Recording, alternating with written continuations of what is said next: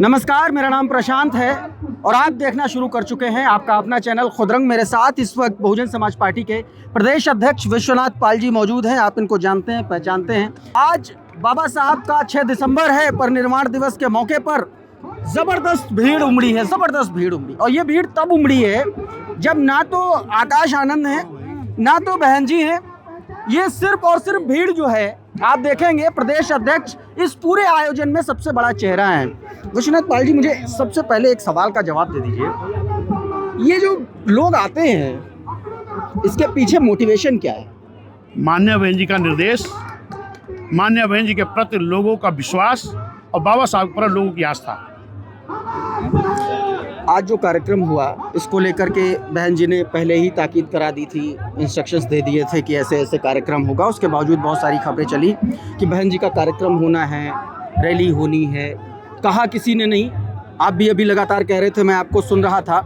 लेकिन इस तरीके की जब खबरें पॉलिटिक्स में निकलती हैं, चलती हैं, तो कहीं ना कहीं से वो निकलती हैं, संगठन से ही निकलती हैं, पार्टी से ही निकलती हैं। आप ऐसे लोगों पर क्या कहेंगे? नहीं, देखिए, माननीय बहन जी का जो निर्देश था, हाँ, हम लोगों को जो गाइडलाइन मिली थी कि उत्तर प्रदेश में 2 जगह पर हम बाबा साहब परिनिर्वाण दिवस मनाएंगे। एक तो लखनऊ में गोमती नगर में जो माननीय बहन जी ने डॉक्टर BR अम्बेडकर साहब सामाजिक परिवर्तन स्थल हाँ, जो बहन जी ने बनाया है, हाँ, इस परिवर्तन स्थल पर हाँ, हम लोग 12 मंडल के लोग इकट्ठा होकर के बाबा साहब को पूर्ण तिथि मनाएंगे। हाँ, और उधर नोएडा में 6 मंडल के लोग हमारे इकट्ठा होकर के वहाँ पूर्ण तिथि मनाने का काम करेंगे। ठीक बात। उसी कड़े में आज हम 12 मंडल के लोग यहाँ इकट्ठा हुए हैं, बड़ी संख्या में लोग इकट्ठा हुए हैं। हम सब लोग माननीय बहन जी के निर्देश पर आज बाबा साहब को पुष्प अर्पित किए हैं, पूर्ण तिथि मना रहे हैं और एक संकल्प भी ले रहे हैं। क्योंकि बाबा साहब ने कहा था कि जब तक इस देश का हुक्मरान बहुजन समाज नहीं बनेगा, तब तक बाबा साहब का बनाया हुआ संविधान ईमानदारी से लागू नहीं हो सकता। आपने संविधान की बात की। बहुत 4 बहुत बड़े स्तंभ हैं इस देश के। जुडिशरी है, जर्नलिज्म है, ब्यूरोक्रेसी है और विधायिका है। पूर्व चीफ जस्टिस ऑफ इंडिया और संभवतः पहले बौद्ध चीफ जस्टिस जस्टिस BR गवाई, जब वो पद पर थे तब भी और रिटायर होने के बाद भी कई इंटरव्यूज़ में वो लगातार एक बात कह रहे हैं कि आरक्षण पर वो बयान दे रहे हैं। कह रहे हैं कि आरक्षण में, रिजर्वेशन में सब कैटेगराइजेशन की ज़रूरत है। आप इसको कैसे देख रहे हैं? निश्चित है कि वही बात तो मैं भी कह रहा हूँ कि इस देश में अभी तक बाबा साहब का संविधान ईमानदारी से लागू नहीं हो सका है। हाँ। क्योंकि बाबा साहब ने जो इस देश का संविधान बनाया है, बाबा साहब ने उस संविधान में ईमानदारी से इस देश में रहने वाले सभी जाति, धर्म, समाज के लोगों के लिए बराबर का अधिकार देने का काम किया है। ठीक बात। बराबर का अधिकार देने का किया है। लेकिन आज कुछ लोग अलग अलग कहते हैं कि ये देश हमारे बाप का है। तो ये देश किसी के बाप का नहीं है, ये देश बाबा साहब का है। ये देश बाबा साहब संविधान से चलता है, ये देश बाबा साहब का है। एक सवाल और, SIR हो रहा है पूरे देश में, स्पेशल इंटेंसिव रिवीजन। चुनाव आयोग पर बहुत गंभीर सवाल खड़े हो रहे हैं।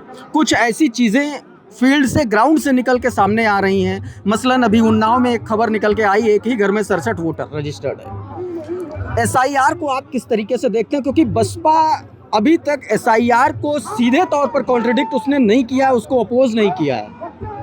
नहीं, माननीय बहन जी ने हम लोगों को मीटिंग बुला के भी कहा है कि SIR पर हम लोगों को सतर्क हो जाना चाहिए। उस पर हम लोगों को गंभीरता से अपने लोगों का SIR फार्म भराना चाहिए। फिर अभी बहन जी का एक ट्वीट भी आया है कि जो SIR में BLA लगाए गए हैं या जो BLO हैं, इनको प्रशिक्षित करना चाहिए कि SIR का फार्म भरना कैसे है। इसमें जल्दबाजी से नहीं करना चाहिए, क्योंकि कहीं कहीं पर ऐसे BLO हैं जो सही से फार्म भर नहीं पा रहे हैं। कहीं कहीं पर उसमें जो बारकोड है वो अटैच नहीं हो रहा है। और इसमें जो समय सीमा उन्होंने दिया था, कुछ तो बढ़ाने का काम किया है, क्योंकि अभी भरा नहीं जा सका है।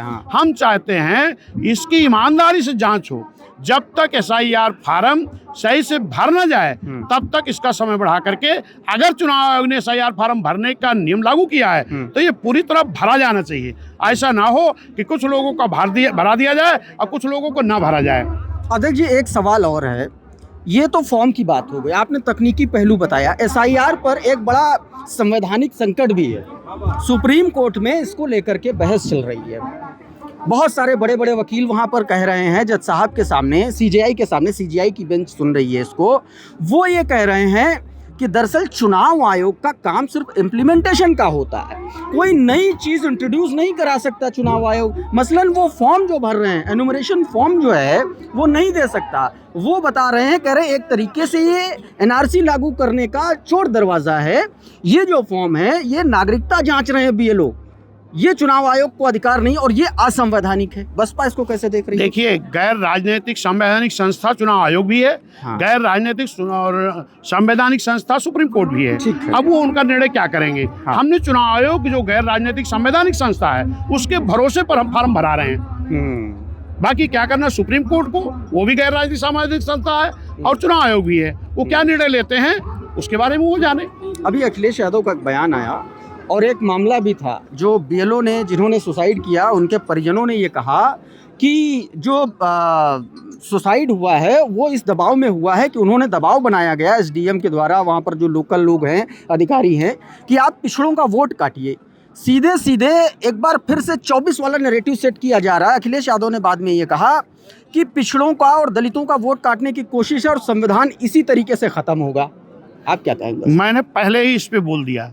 हाँ। मैंने पहले ही बोल दिया जो आत्महत्या लोग कर रहे हैं। हाँ। आपने पहले ही बोला कि एक तो उनको सही से प्रशिक्षण दे देना चाहिए ताकि उनको दिक्कत ना आए। हाँ। दूसरी चीज हमने कहा जब तक सबका फार्म भरना जाए SIR का तब तक ये लागू होना चाहिए, ताकि जो आरोप लग रहा है किसी काटने पीटने का ये ना हो। इसको भी चुनाव आयोग को जांच कराना चाहिए कि क्या सभी वोटरों का SIR फार्म भरा जा चुका कि नहीं। अगर नहीं भरा गया है तो इसका समय सीमा बढ़ा करके सभी लोगों का, चाहे SC हो, चाहे ST हो, चाहे मुस्लिम हो, चाहे पिछड़ा हो, सबका फार्म जब तक भरा ना जाए तब तक इसका समय रखना चाहिए। और जो लोग आत्महत्या कर रहे हैं उनको कोई प्रॉब्लम आ रही होगी, कोई दिक्कत आ रही होगी, तो पहले इसको चुनाव आयोग को चाहिए कि उनको प्रशिक्षित कर दें, उनको कोई दिक्कतें ना आए कि जो इस तरह से लोग सुसाइड करें। क्या जो सवाल मैं अभी आपसे पूछ रहा हूँ, क्या इस पर बहन जी पहले नहीं ट्वीट कर सकती थी ताकि आपका भी कैडर एक तरीके से जागरूक नहीं, हो जाए? बहन जी ने उसको शुरू होने के पहले ही हम लोगों को बुला के गाइडलाइन दे दिया था। अच्छा। हाँ, हम लोगों को बहन जी ने उसके पहले ही बुला करके एक मीटिंग बहन जी ने किया था कि जो चुनाव आयोग SIR का वो फार्म भराने की व्यवस्था लाए हैं, आप लोग जाकर के अपने पार्टी के भी हर जगह पर BLO तैयार करिए और वहां पर जाकर के वो फार्म भराने का काम करिए। 27 में क्या आकाश की लॉन्चिंग हो रही है फिर से? नहीं, लॉन्चिंग क्या होना, हमारे माननीय आकाश आनंद जी को माननीय बहन जी ने राष्ट्रीय संयोजक बनाया है और राष्ट्र में पूरे देश में बहुजन समाज पार्टी है, पूरे देश में माननीय आकाश आनंद जी बहन जी के गाइडलाइन में काम कर रहे हैं। जी, 27 का चुनाव है, बसपा, आप लोग कह रहे हैं कि बसपा सरकार बनाएगी, आप लोग 224 226 वोटों की बात कर रहे हैं, लगातार होर्डिंग्स और बैनर्स भी लगे। क्या इस तरीके से, जिस स्पीड में जिस तरीके से बसपा चल रही है, इस तरीके से सरकार बन जाएगी आपको लग रहा है? स्पीड तो काफी तेज है, स्पीड कमजोर कहाँ है। माननीय बहन जी ने 9 अक्टूबर को मानव साहब की पूर्ण तिथि पर एक बड़ा कार्यक्रम हुआ जिसमें करीब 25-30 लाख लोग आए।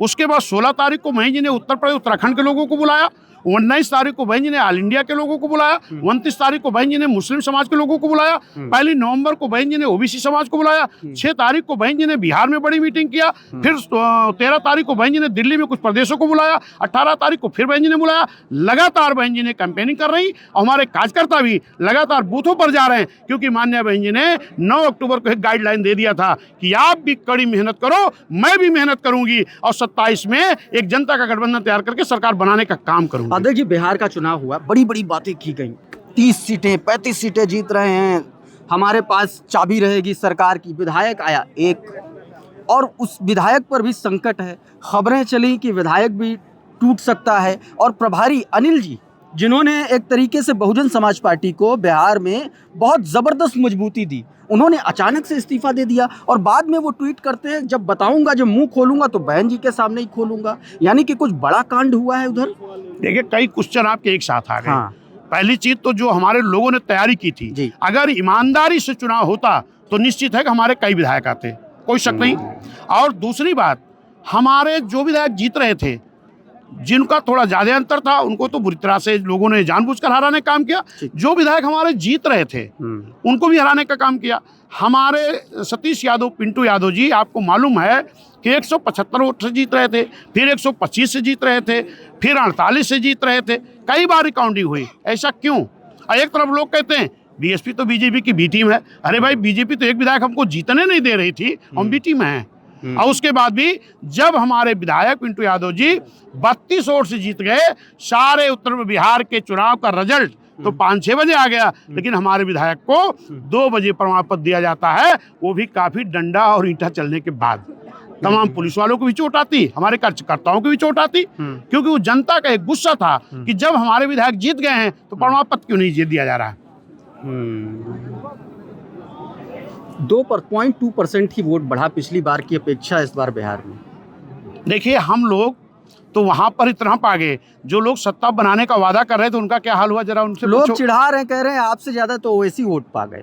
नहीं, ऐसा नहीं है। देखिए, हर लोगों का अलग अलग सिस्टम है। हाँ। बहुजन समाज पार्टी एक विचारधारा की पार्टी है और तमाम दल अलग अलग विचारधारा के होते हैं। अगर अलग अलग विचारधारा न हो तो अलग अलग दल न बने, लेकिन लोग कुर्सी से लोलुपता के लिए अलग अलग विचारधाराओं को इकट्ठा कर लेते हैं। लेकिन बहुजन समाज पार्टी एक विचारधारा है जो बाबा साहब की विचारधारा है, बाबा साहब संविधान के मानदंड लागू कराना चाहती है। इसलिए बीएसपी ईमानदारी से अकेले दम पर चुनाव लड़ रही है।